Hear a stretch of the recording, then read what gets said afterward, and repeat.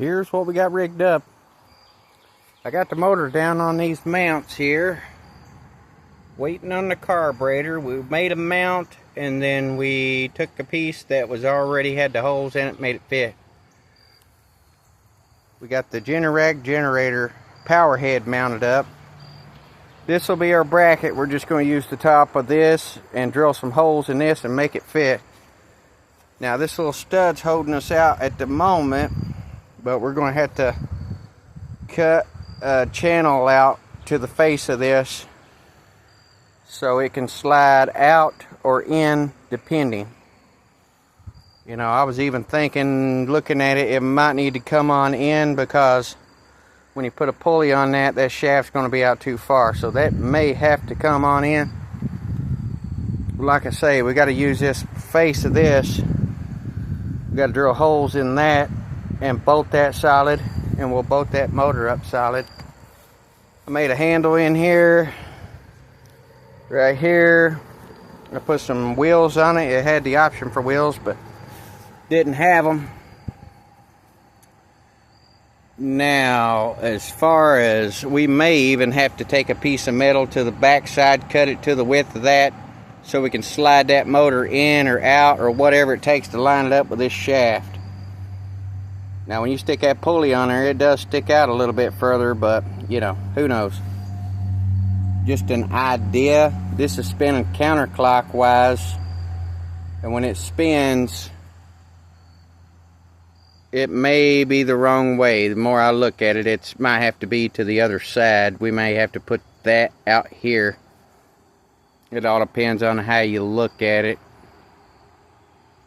Yeah, so not 100% sure. We're just kind of rigging something up. You know, if you put it on one side, it spins one way. You put it on the other side, it's going to spin the other way. So I got to make sure that it's going to be up there as far as being beautiful. So that's the idea, though. Okay, I got to spin this and make sure that it don't spin counterclockwise. So, but I do have it just, you know, to where you can see what the method to the madness is going to be.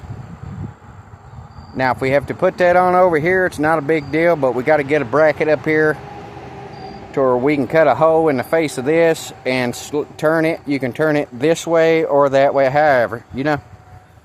But we got to get a bracket made up to where we can get something mounted.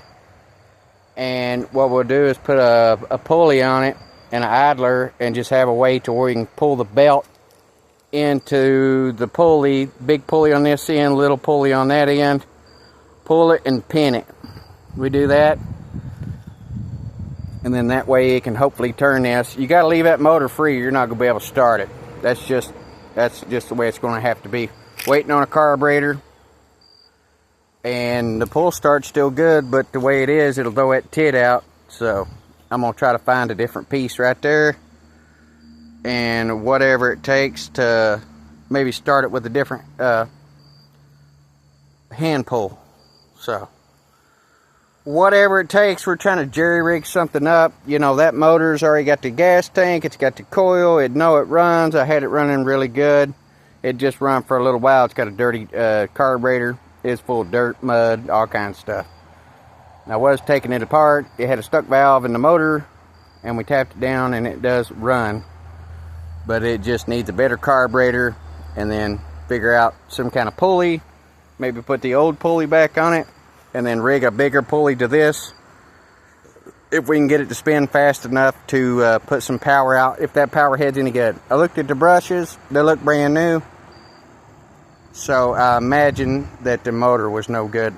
I'm thinking I'm going to try to turn it and put a AC tester on one of the plugs and see which way it turns, to make sure we don't put that in there wrong. But that bracket's going to have to be there the way it is on top, and then we'll cut it and make it work from there. We'll cut some pieces of metal, get the bracket. We got to have a way to mount that power head solid, and then those are on some bushings, but they're going to be mounted solid too.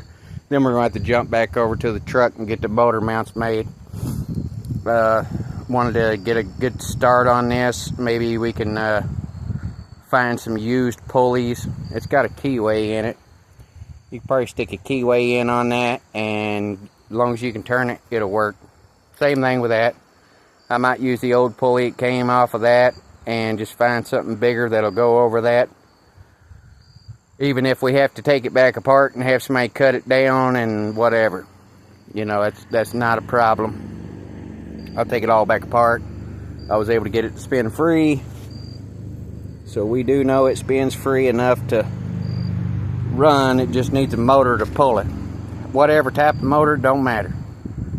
I know some old timers that took a front wheel drive car, they cut it at the windshield post, crossed the floorboard, left it all hooked up, took a rim, put a pulley, made a pulley that would fit a rim to a power head, and got a generator to power the whole block. A junk car, couldn't get a title, whatever. They made a old pulley system and it works.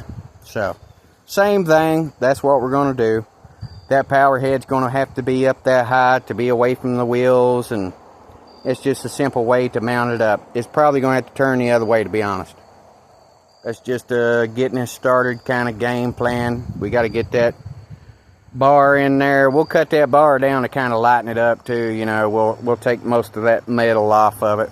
Once we get it all bolted up solid, then we figure out a pulley system to where we can have a bar we can pull in and just have a bolt that goes through a pin or a hole and engage the belt to this motor, and if we can get enough power on it.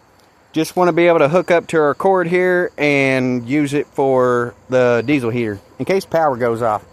We do got some wood over here. We're going to try to get cranking on this, maybe like a little 8x8, just a small building, be a place to store stuff that comes off the garden too, and tobacco in the ceiling of it that'll be open. So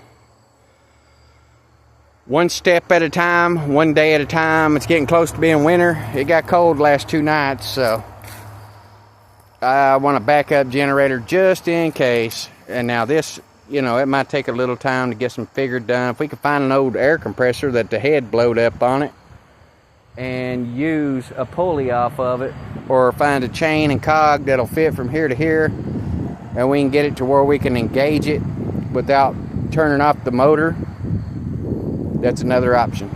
So first things first, you got to get the motor mounted. We did that. We got to get this power head mounted. We've almost done that. So process of elimination, we just got to get the power to turn on. We get power to turn on here.